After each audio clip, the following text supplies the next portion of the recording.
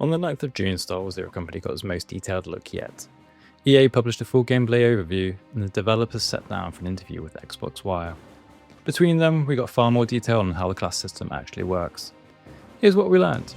12 classes in total, 8 that anyone in your squad can take, and 4 exotic ones that have restrictions, one of which is still hidden. Every standard class carries 3 abilities, and every operative eventually carries 2 classes at once. By the end of this video, you'll know what the reveal confirmed about each class, what the exotic classes are, and the dual class pairings the developers are building towards.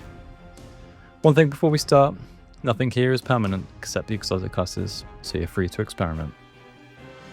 Before we get into the different classes, it's important to understand how the classes are set up. A class isn't the whole operative. Every operative is built from 4 layers: a talent unique to the character, a weapon specialization, a primary class, and a secondary class unlocked later. So when I describe what a class is for, I'm really describing one of these 4 aspects, and that matters most as you progress through the game, when 2 of those class specializations combine to complete your operative.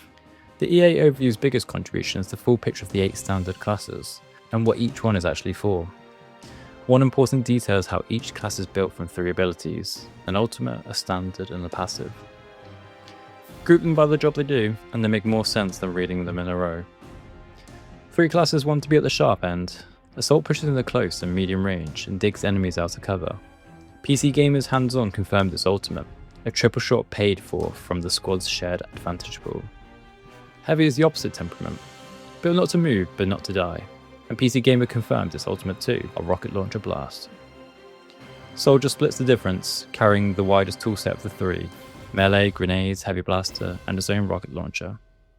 If you don't know what you want yet, it's a safe pick, which is probably why Trick, one of your story characters, is one of those.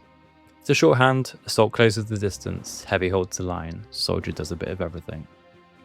Then the range specializations. Sharpshooter isolates one target and removes it. Gunslinger trades that position for volume, spreading multi-target attacks across several enemies in a turn. Single target versus crowd is the real divide between them, and it's worth keeping in mind, because I'll be explaining why that's important later. Then support and utility, where the system gets more interesting than most tactic games manage.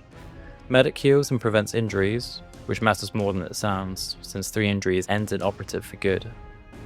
Scout is reconnaissance and tempo, making the rest of the squad better rather than racking up kills itself. Scoundrel is the wildcard, built to make the most of whatever the situation hands it. That's the 8, and any recruit can take any of them, Hawks included, chosen at character creation. The overview confirmed you're not locked in either. You can change an operative's specialization at any time, from the personnel room in the den. The only operators who can't freely reassign are tied to the exotic classes, and those are next. 2 of the 4 exotic classes are locked to specific characters, and in one case to a system rather than a character, and you can't build your way into them. Jedi Padawan belongs to Telrea Vocus alone, Force abilities and dual lightsaber combat. The overall calls out her Force push directly, knocking an enemy out of cover and into a squad mate's overwatch. If you want a lightsaber in your squad, Telrea is the only option. Mandalorian Warrior belongs to Kai Cullivo, built around her jetpack and her Mandalorian gear. And then there's Astromech, the flexible one. It's not tied to a name character at all, but to any droid you build in the in-game droid builder. And James Brawley told PC Gamer the team built it so a full squad of 4 custom Astromechs would be possible. Story missions still need Hawks, which suggests this is a squad you'd field on the open missions rather than the main campaign.